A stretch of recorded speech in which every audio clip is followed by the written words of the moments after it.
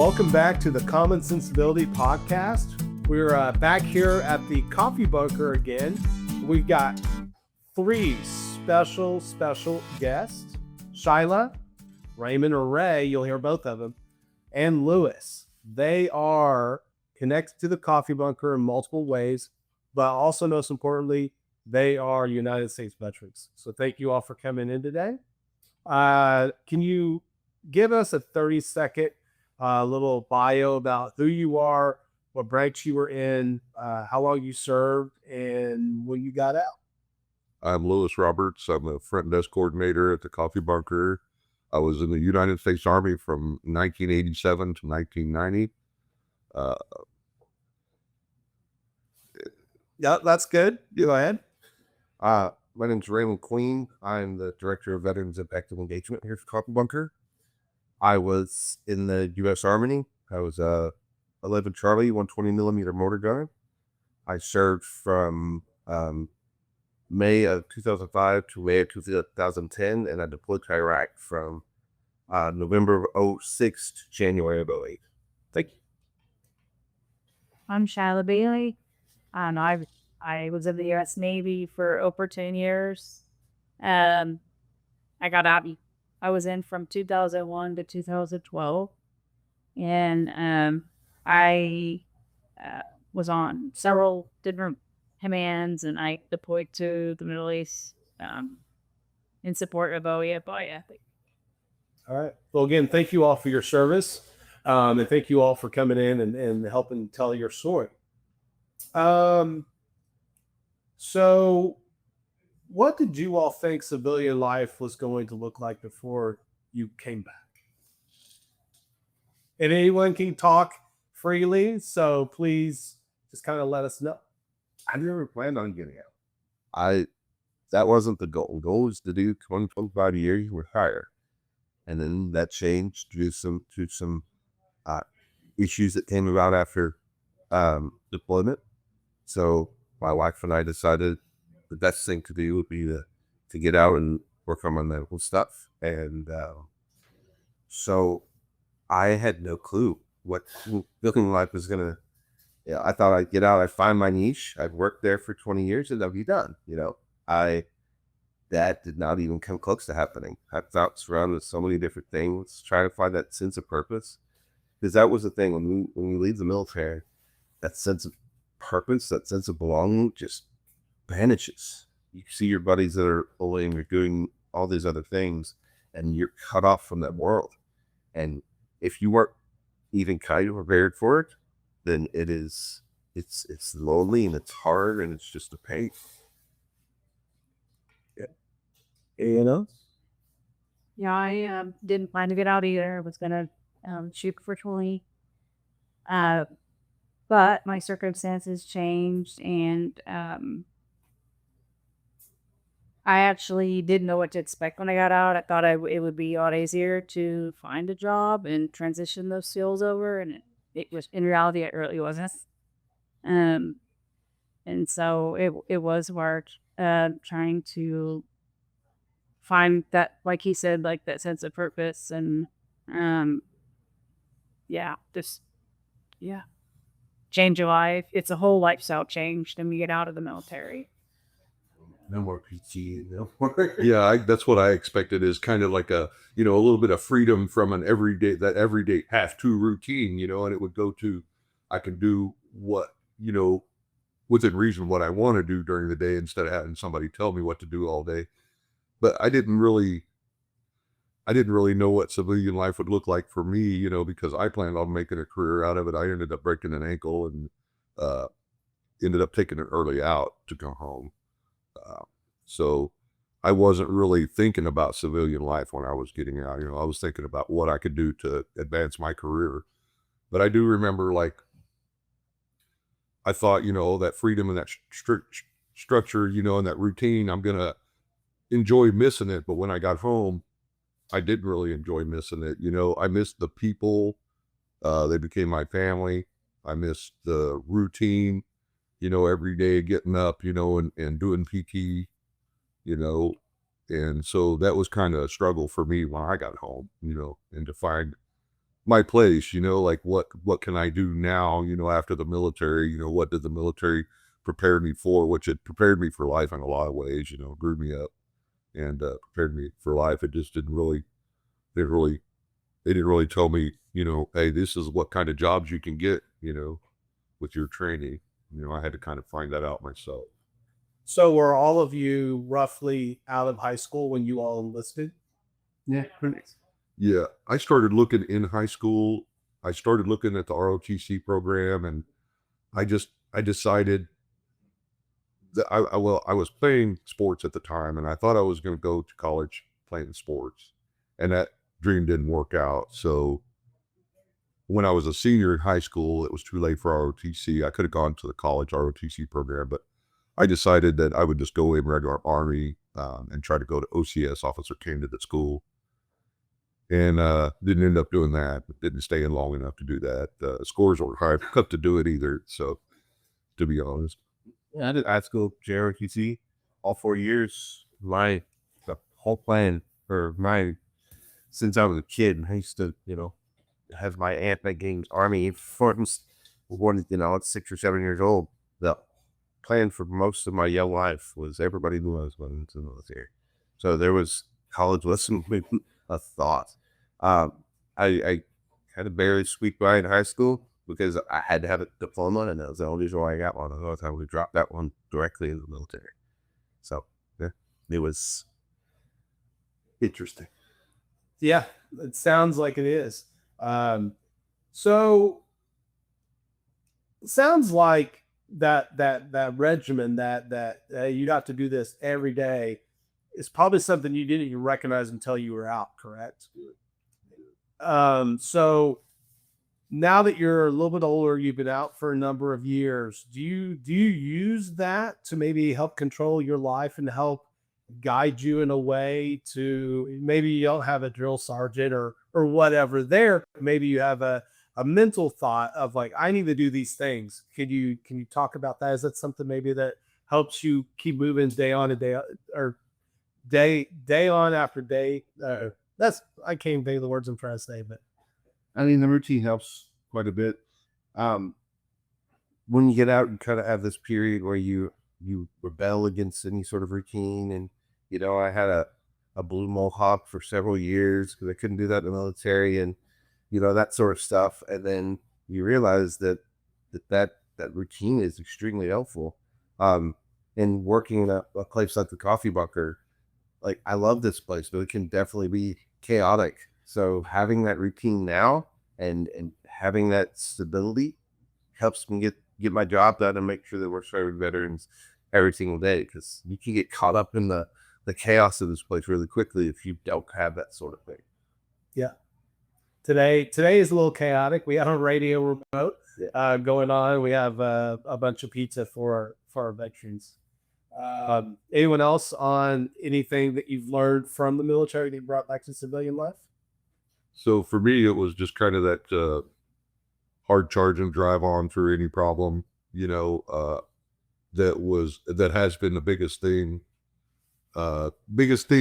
from the military that I learned. Because I've dealt with a lot of hardships since the military. Homelessness and addictions and things like that, and that military structure is what brought me back to my sobriety the first time that I got sober. I started doing the exercising again and caring about myself, and talking to myself like I was my own drill sergeant, and that really helped me a lot recover. And I do at times, I go through phases where I will go back to that. I try to have my freedom a little bit, like, Ray said, you got those couple of years there, and I'm a little older than them. So it took me a long time to get out of that, not standing at attention, not parade dressed, and, things like that, not running every day, not exercising every day. It took me about 6 or 7 years to get out of that routine. But it was just, like the hard driving, charge on through any problem that I really appreciated from my military service, that it taught me that. I had that kind of from my mother growing up, but, the military really, pounded it into my head. You can overcome any adversity, as long as you try hard enough, I mean, you are so much resilience in the military. It's especially military life as it is, but And then when you add deployment to everything else, you're doing the hard thing every day. It's not the hard thing anymore. It's just your normal everyday life, and you get used to that.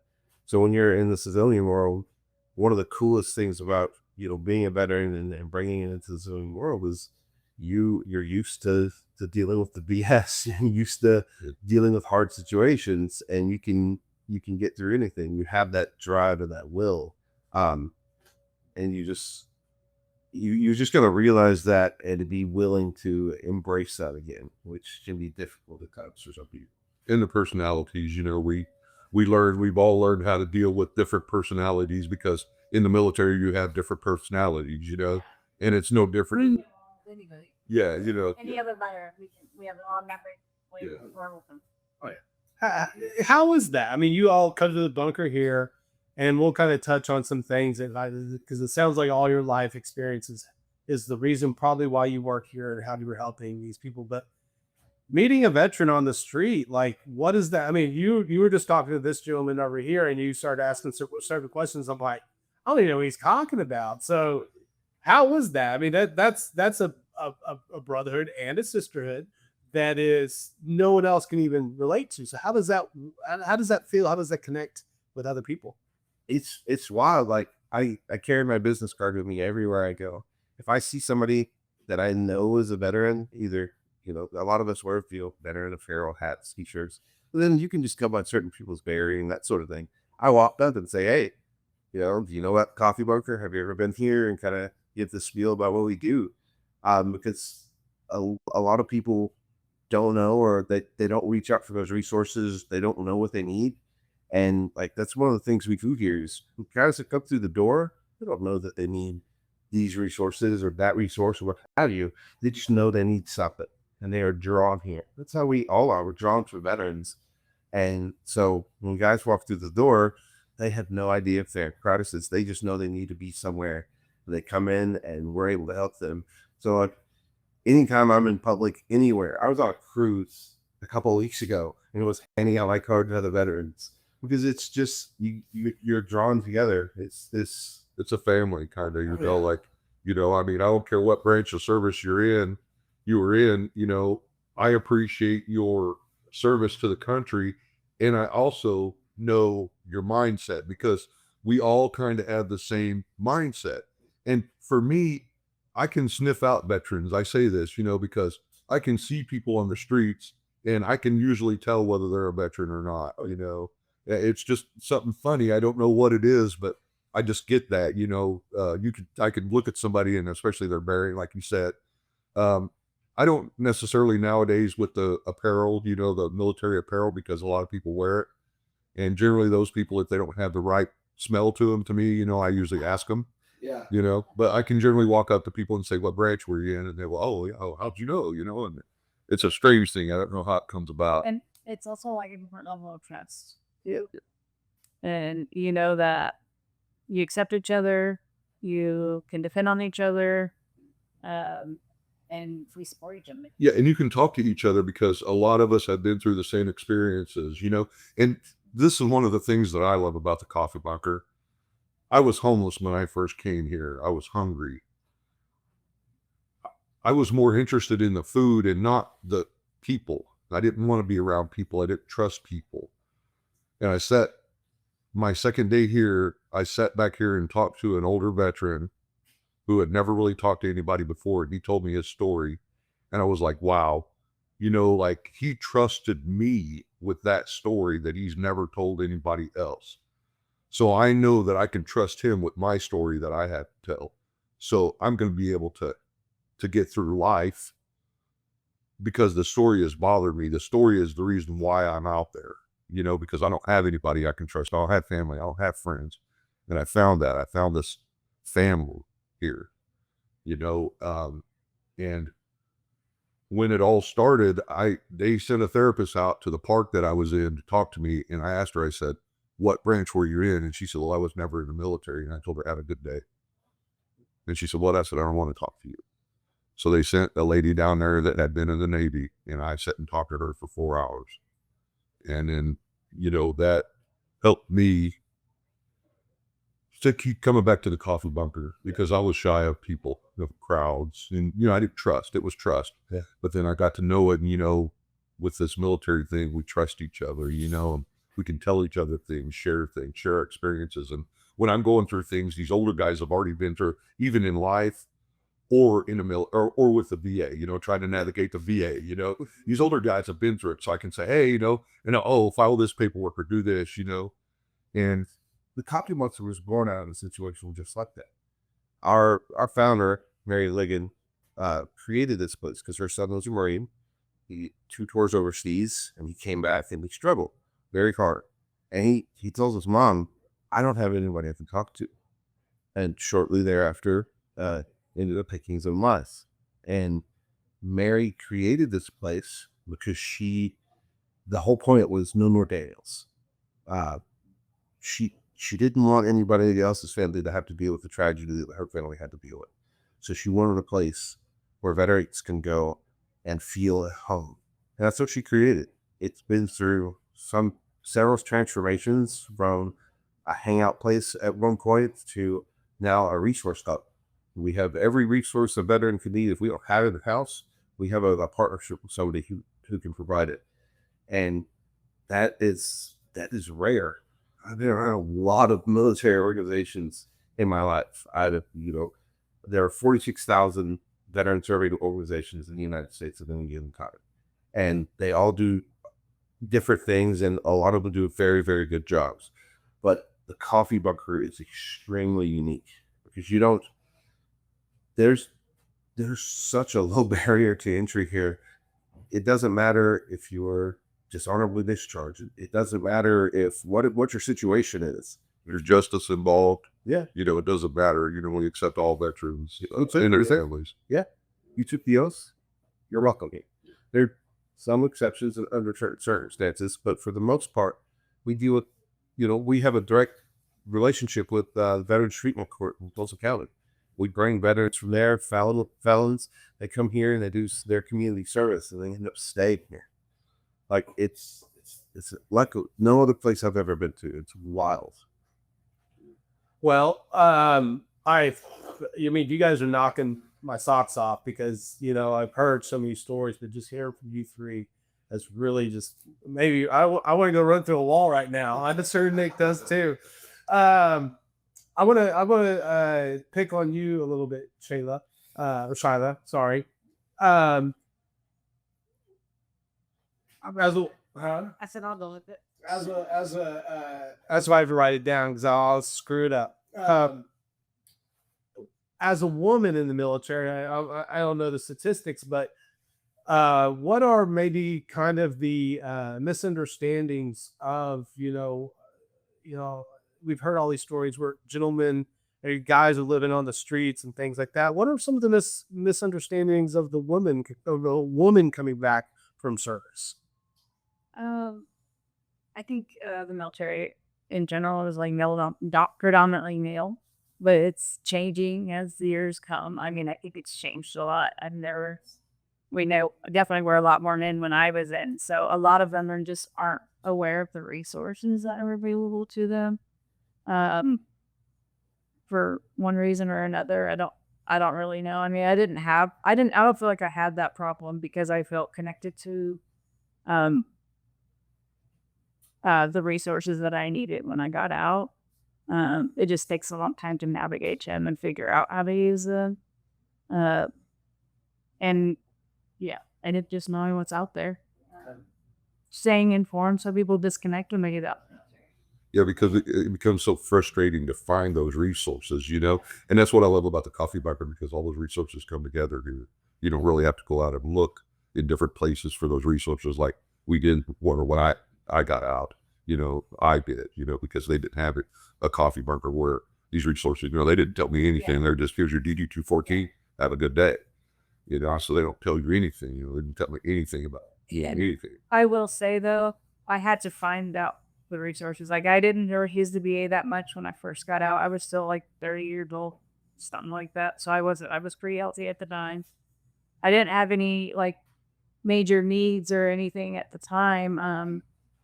I was connected with the VA, for education and stuff. I started going to school. But yeah, I feel like it does take a while to learn what resources are out there. I got frustrated and I didn't reach back out. I didn't reach back out for 35 years to the military. I was out 35 years, and the only reason why I did reach out was because I was hungry. That's the only reason. If it hadn't been for that, I wouldn't have. I would have still been out there. Okay. Well, and maybe you all don't know this, but this is, as someone that's never served, I've had family members that have.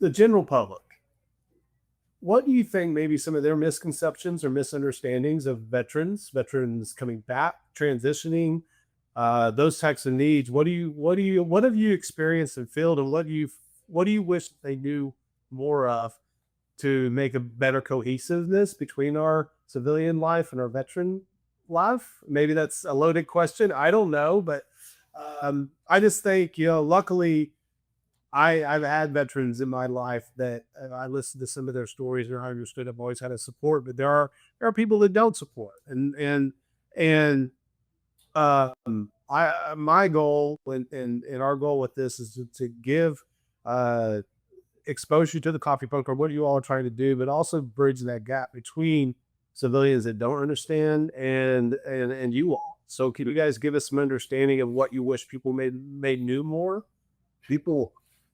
There are a lot of misconceptions when it comes to the military. I tell somebody that I'm a veteran, they automatically assume quite a few things, and then whenever they hear that I'm a combat veteran, it's even worse. They assume that I have certain political views. They assume that I'm all for war and all these other different sorts of things. The military is one of the most diverse organizations in the world. You have people from all backgrounds, all races, religions, political views. Don't put a veteran in a box. Don't make assumptions. Have a conversation. Connect with a veteran and find out who they are as a person. A veteran is just a small part of our identity. It has a huge impact on who we are, but it's just one aspect of who we are at the same time. So I would encourage anybody that doesn't know or doesn't really understand what veterans deal with and go through, have a conversation. Most veterans are open to the point of After military, sir. yes, Yeah. And a lot of veterans, older veterans, didn't really want to talk about it. A lot of the, younger generation now, they will talk about it. And, we need for civilians to know that these ladies and gentlemen that went to war, those scars run deep, and sitting out and talking to them means a lot to them, That's what I wish I would have had, even though I was resistant. And I wish I would have had the knowledge that, hey, even though they're a civilian, as I call them, they're still human beings, and I still need their help. For years, I didn't talk to anybody but my wife. My wife was my rock. She's the spiritual why I'm here today. She's the reason why I got to the VA, because she was hard-headed enough to force me to do those things that I didn't want to. When I was out, I wanted to walk away and never look back. I didn't want to deal with the VA. I didn't want to deal with any of that. And she saw the things I was struggling with and made me do it. And people, they got to understand the struggles that veterans deal with. It's not just, not everybody's got PTSD or insane or, anything like that. It's real world stuff, but it's once you show a veteran that they can trust you, they're going to open up. They're going to realize that, you're part of their family or you're willing to hear them out. And that means more than I can ever explain to anybody. That's what it takes to get veterans out of their shells and to get them to come to things like the coffee book or the deal with the VA or whatever. You got to show them that they can trust you, because trust is a massive thing for us. If we can trust you, we're willing to tell you everything we can, but it oftentimes takes another person to bridge that gap, because the veteran, especially fresh out, they're not going to be so willing to do it themselves. it literally took me 10 years to really figure out what all the resources were, what was available um, within the VA and outside of the VA. So it does take time, and just stay connected. Keep them connected. Connect them to the VA. Connect them to other veteran organizations like the Coffee Bunker. Yeah, and for the veterans out there who were like me, sorry, Shyla, I didn't mean to cut you off, but the veterans that were out there like me, who reason why I didn't reach back out for 35 years is because leave it for the World War II veterans, leave it for the Korea and Vietnam veterans that are still alive. They need those services. I don't need them. So when I first came into this, great chaplain of mine, Greg Bilbrook, told me, you work for that, you deserve it. There's plenty of money. Get what you worked for, you know, and that's what I say is don't have that attitude that I don't need it. Because whether you need money that you're a disability claim, or whether you just need brotherhood, sometimes you don't really know that you need it until you get it. You know, and that was me. We see it every day. Yeah, every day. I seen, yeah. People who walk through the door and, oh, we offer a service. Oh, I don't need that. I'm just here. I'm on a lookout, or I'm here for much, or whatever else. And then we build those relationships. We build that trust when we realize that this guy is homeless, or this guy needs, or this person needs groceries, or whatever it is. But they didn't trust us at first, and they didn't want to admit it. They didn't want to take away from somebody else. And yeah, it happens all the time. Oh yeah, leave that for the guys that came home with no limbs, or whatever it is. There's always this mentality, oh, I can do it all myself. It's kind of a cheesement thing. And that resilience is helpful, but you've got to learn when to reach out. Because it's not, especially here at the Coffee Bunker, it's not a handout, it's a handout. We're here to help you get back on your feet. We're not here to do it all for you. We're here to show you what the resources are and help you get started on all that, and help you, begin a new story, maybe new chapter in your life. Yeah, I guess I should say. I did that. Well, you all actually just answered my last question, but I want to reiterate it one more time. We'll let each of you kind of say some final words. So if there is a vet listening right now, or someone that's connected to a vet, what is the one thing that you want them to know? Start with you. There are lots of people who want to support you and help you, and just get funded, and start looking into what's out there. Start with the VA, start with the Coffee Bunker, start with, even in this area, Eagle Ops, Heroes Hope. There's so many great organizations that, and resources available for our vets, and just get plugged in, get connected. I'd say you don't have to do this alone. In fact, you shouldn't try to do this alone. We're here for you. We see you. We see the fight that you're going through, and we're here to help. And we want you here, in whatever aspect that looks like. You can reach out to any one of us and ask for whatever help you need, and we'll find a way to help. If you don't feel like coming to the Coffee Bunker, call us. Get on our website. We'll do it all remotely, whatever. But don't do this alone. It's a difficult fight, and I like to tell people, and it's even on my right here, one tribe, one fight. That's what we're here for. So, ask for help. Yeah, I just want other veterans out there to know that you're part of the family, whether you know it or not. Whether you need something or not, just come in, hang out. We got free lunch every day, Monday through Friday, 11 to 1. We open at 8. We have coffee, sit around, talk. It doesn't cost anything, totally free. So, if you're out there, whether you're struggling or not, you need something to do during the day, come up and hang out with us. It's a pretty fun time. Sometimes it gets really interesting. Like today, we got the radio show in the house, and I work the front desk, so it gets really interesting because I see everybody that comes in and out doors. But yeah, I would just encourage you guys. Yeah, like Shyla said, get plugged in. Come in. Hang out. If you don't want to plug into the VA, come just hang out with us. You know, you don't have to get plugged into the VA if you don't want to, if you feel that way, but that, you know, just know that you deserve it. You know, you work for it, and we appreciate you, you know, and we're here for you. And it doesn't matter what type of discharge you have. Yeah. You wore the uniform, you took the oath, come see us, we'll figure out a way to help you no matter what. Well, that's a great way to end it. Thank you all for, again, for your service to this country. Thank you for joining me and Nick on the podcast, and sharing your stories and sharing your insight.